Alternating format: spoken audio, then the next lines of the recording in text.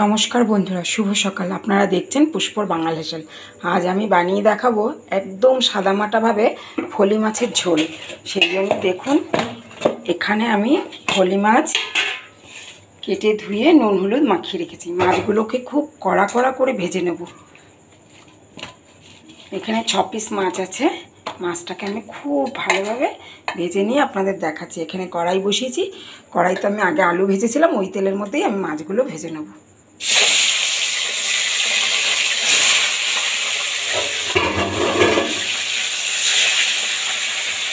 একটু ঢাকা দিয়ে ভাজবো, মাছগুলো ফাটে তো।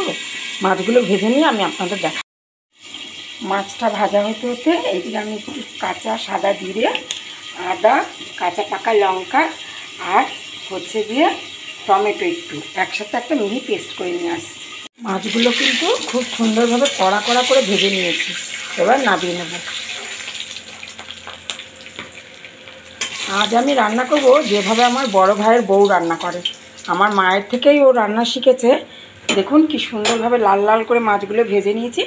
আমি ঠিক সেই প্রসেসে আজকে রান্না করব। সবার প্রথমে কড়াইতে সাদা জিরে ফোড়ন দিয়ে দেবো, তারপর দিয়ে দেবো বেটে রাখা পেস্টটা।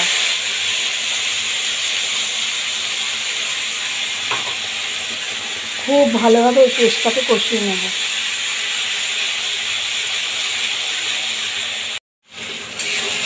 দেখুন মশলা থেকে তেল ছাড়ছে। এই সময় দিয়ে দেবো পরিমাণ মতন হলুদ গুঁড়ো, আর দিয়ে দেবো মশলার বাটি ধোয়া জলটা,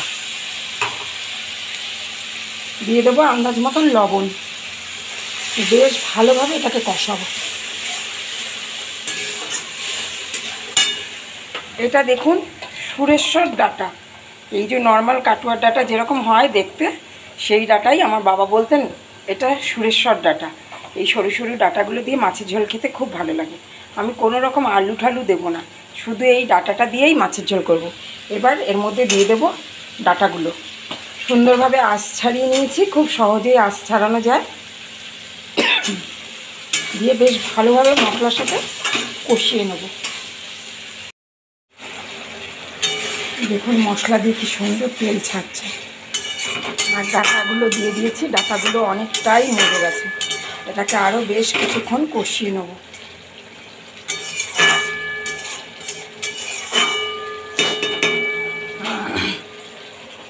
এবার দিয়ে দেবো মাছগুলো।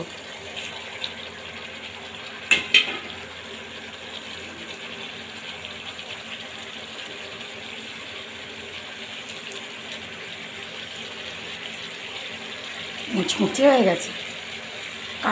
কাটাওয়ালা মাছ তো, এগুলো যদি একটু ভালোভাবে ভাজা না হয় খাওয়ার সময় অনেক প্রবলেম হয়।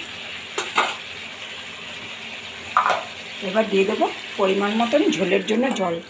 মাছটা দিয়ে জলটা দেওয়ার কারণ হচ্ছে এর পরিমাণটা বুঝতে পারবো, কেন এতে তো ঝোল টানার কোনো ব্যাপার নেই, আলু ঠালু নেই তো। সেই জন্য আগে মাছটা দিলাম, পরে ঝোলটা দিলাম। এবার মাছ ডাঁটা ঝোল একসাথে ফুটবে। এর ফ্লেভারটা দুর্দান্ত হবে। দেখুন কি অপূর্ব যে খেতে লাগে গরম গরম ধোয়া ওঠা ভাতের সাথে। এই রান্নাটা আমার মায়ের থেকে আমার ভাইয়ের বউ শিখেছে, আর আমি আমার ভাইয়ের বউয়ের থেকে শিখেছি। হ্যাঁ, আরেকটা কথা, আমার বাবার সুগার ছিল তো, তাই আমার ভাইয়ের বউ সবসময় মাথায় রাখতো যেই রান্নাটা আলুর ব্যবহার না করা যায় এরমভাবে রান্না করতে।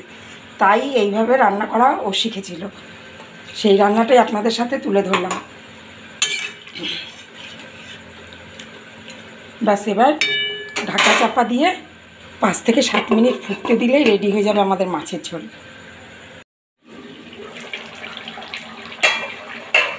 একদম রেডি হয়ে গেছে আমাদের হালকা পাতলা সাদামাটা ফলি মাছের ঝোল ডাঁটা দিয়ে। এইভাবে বানিয়ে গরম গরম ভাতের সাথে আপনারা উপভোগ করবেন সপরিবারে। ভালো থাকবেন, সুস্থ থাকবেন, দেখতে থাকবেন পুষ্পর বাঙাল হেসেল। ফিরে আসছি পরের ভিডিওতে।